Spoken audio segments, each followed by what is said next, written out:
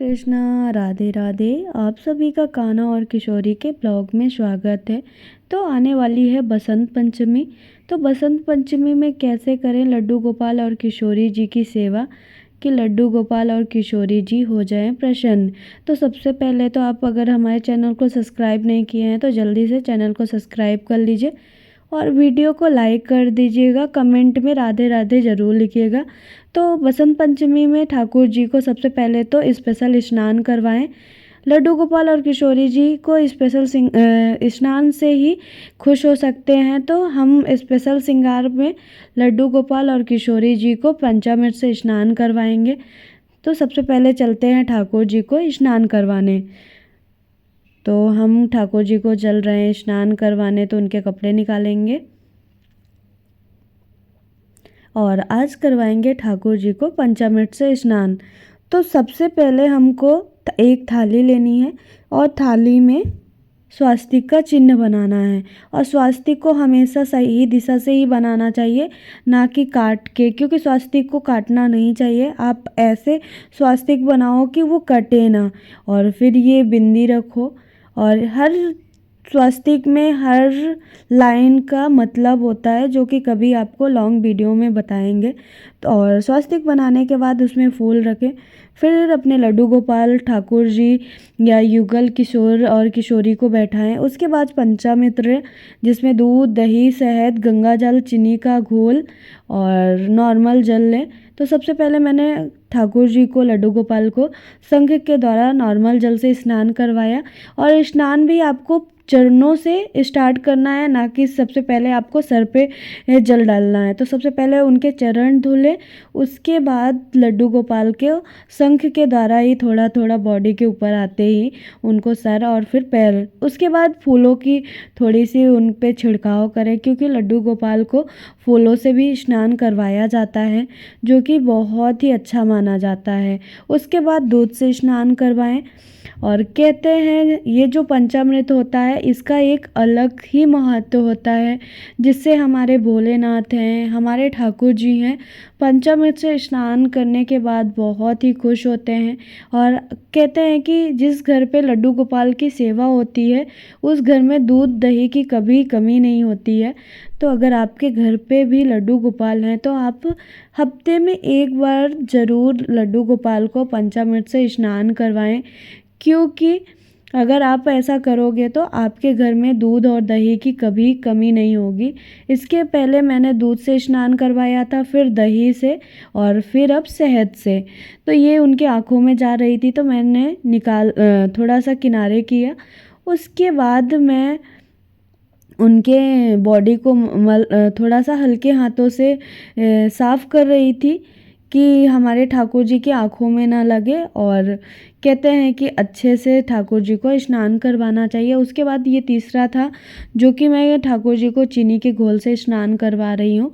फिर ये गंगा जल, आजकल हमारे यहाँ गंगा जल थोड़ा सा ही बचा था तो मैंने कहा क्यों ना ऐसे ही स्नान करवा दिया जाए।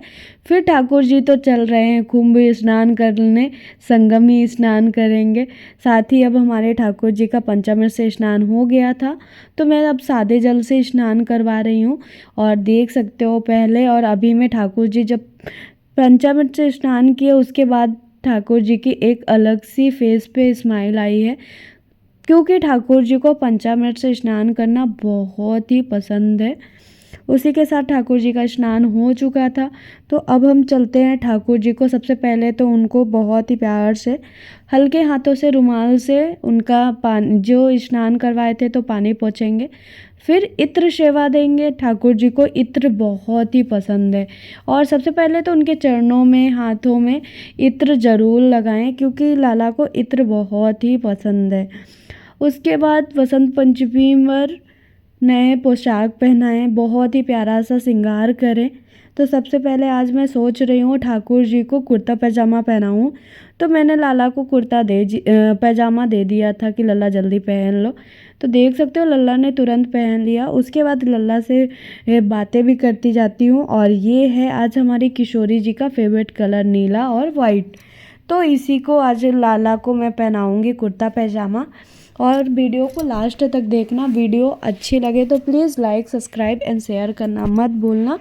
और साथ ही देख सकते हो लाला कुर्ता पैजामा में बहुत ही प्यारे लगते हैं। तो मैंने सोचा क्यों ना आज लाला को कुर्ता पैजामा पहनाया जाए, क्योंकि बसंत पंचमी है, बसंत पंचमी में कुछ अलग सा पहनाएं। और अब थोड़ी सी ठंड भी कम हो गई है तो आप नॉर्मल कपड़े पहना सकते हो। इतनी भी ठंड नहीं कम गई है, लेकिन फिर भी हल्के कपड़े पहना सकते हो। उसके बाद आज मैंने पहनाया तुलसी माला और ठाकुर जी की गोल्ड चैन। और उसके बाद ज्वेलरी में सोच रही हूँ आज क्या पहनाऊँ लाला को। वैसे तो लाला ऐसे भी बहुत ही प्यारे लगते हैं, लेकिन मैंने सोचा कुछ अलग सा पहनाऊँ। तो ये ज्वेलरी आज मैं देख रही थी पहनाने को, लेकिन लाला को हुई नहीं है, तो अब दूसरी ज्वेलरी सोच रही हूँ पहनाऊँ। और आज मैं सच में मन है कि बहुत ही प्यारा सा श्रृंगार करूँ। उसी के बाद मैंने ज्वेलरी निकाल दी थी और ये वाली ज्वेलरी पहना रही हूँ।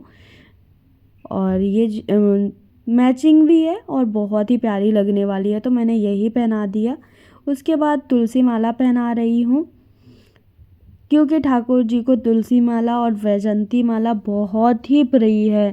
कहते हैं कि तुलसी बहुत ही प्रिय है, मतलब उनको सोना चांदी से भी ज़्यादा हमारे ठाकुर जी को तुलसी प्रिय है। क्योंकि आपको पता ही है कि हमारे ठाकुर जी बिना तुलसी दल के भोग नहीं लगाते हैं, इसी वजह से तुलसी बहुत ही प्रिय है।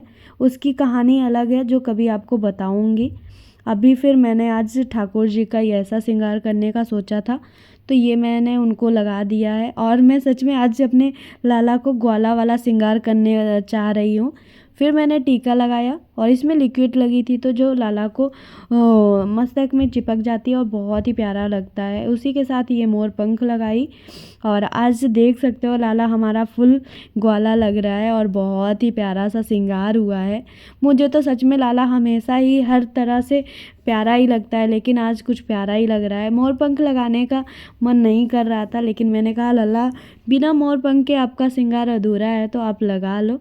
और ये देखो मैया की बात सुनते ही हमारे लल्ला ने एक ही बार में लगा लिया। और देख सकते हो कितना प्यारा सा आज का श्रृंगार हुआ है। आपको फुल दिखाती हूँ, ये देख सकते हो लल्ला आज कितना प्यारा लग रहा है और मैं तो खुश हो जाती हूँ। और आप भी बसंत पंचमी में लड्डू गोपाल की ऐसी सेवा कर सकते हो। साथ ही फिर मैं किशोरी जी को भी आज पंचामृत से स्नान करवाना था, तो सबसे पहले देख सकते हो लाडो भी हमारी आ गई हैं।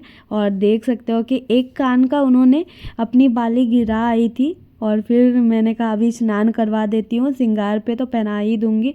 और ये देख सकते हो सबसे पहले किशोरी जी को भी मैंने चरणों में स्नान करवाया। उसके बाद फिर मैंने उनके बॉडी पे डाला और देख सकते हो कितनी खुश है हमारी किशोरी जी ना, बहुत ही हंसमुख है।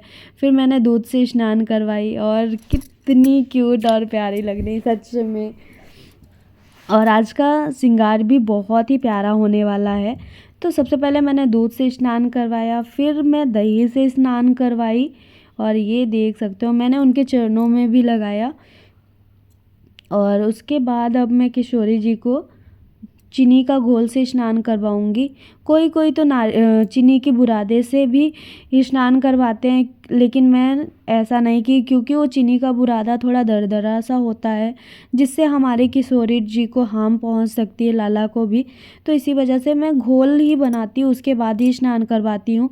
फिर मैंने शहद से स्नान करवाई और शहद से स्नान करवाने के बाद अब करवाऊँगी गंगा जल से। आपको बताया था पहले ही कि हमारे यहाँ गंगा जल थोड़ी सी कम हो गई थी और मुझे पता भी नहीं था कि हमारे यहाँ थोड़ा सा गंगा जल कम हो गया था, तो मैं सिर्फ छोटी सी कटोरी में ही निकाली थी। उसके बाद स्नान हो गया था, तो ये मैं उनको फूलों से भी साथ में स्नान करवा रही हूँ, जो कि गुलाब की पंखुड़ियाँ हैं। और हमारी किशोरी जी आज देख सकते हो पंचामृत से स्नान करने के बाद बहुत ही खुश हो गई हैं। तो आप भी अपने घर पे बसंत पंचमी पर लड्डू गोपाल और किशोरी जी को स्पेशल स्नान करवाएं पंचामृत से, और श्रृंगार भी बहुत ही प्यारा करें। तो देख सकते हो मैंने आज ये किशोरी जी को पहनाया है बहुत ही प्यारा सा पोशाक, और इसमें ये ज्वेलरी बहुत ही प्यारी लग रही है, तो मैंने सोचा आज यही ज्वेलरी पहनाती हूँ, जो कि मैचिंग भी है। आप देख सकते हो पोशाक के साथ मैचिंग है तो और भी प्यारी लगती है।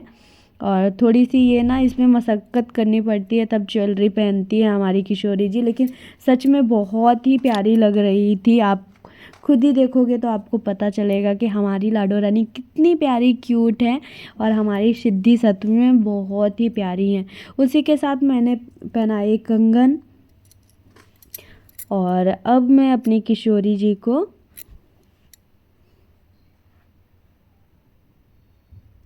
बाल पहनाऊंगी और बाल पहनाने के साथ ही हमारी किशोरी जी आज जूड़ा भी बनाई हुई हैं और मैं सोच रही हूँ जूड़े पहनाऊँ कि जूड़े के निकाल दूँ, लेकिन अभी मैं देख रही थी कि किशोरी जी हमारी जूड़े में अच्छी लगती हैं कि बाल में, लेकिन फिर मैंने जूड़ा निकाल दिया और ऐसे ही बहुत ही प्यारी लग रही थी। तो मैंने कहा जूड़ा कभी फिर बनाऊँगी, आज ऐसे ही श्रृंगार करती हूँ प्यारा सा। तो ये देख सकते हो किशोरी जी को मैंने मांग टीका भी ज्वेलरी मतलब हार के सेट का पहनाया था जो कि बहुत ही प्यारा लग रहा था और फिर नथ भी मैचिंग ही मैंने पहनाई और देख सकते हो मैचिंग का जो भी पहनाओ उसके बाद तो एक अलग सा लुक आता है और बहुत ही प्यारा लगता है।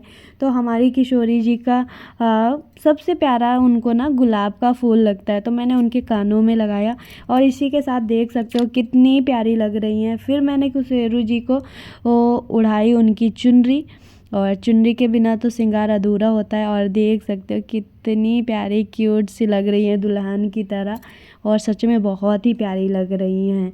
और फिर मैंने लगाई किशोरी जी को इत्र और अब दिखाऊंगी किशोरी जी को दर्पण। और अगर आपको हमारी वीडियो अच्छी लगे तो please like subscribe and share करना मत भूलें। साथ ही आप भी अपने लाला और लाली को बसंत पंचमी में ऐसे प्यारा सा श्रृंगार करें और वीडियो को लाइक शेयर एंड कमेंट करना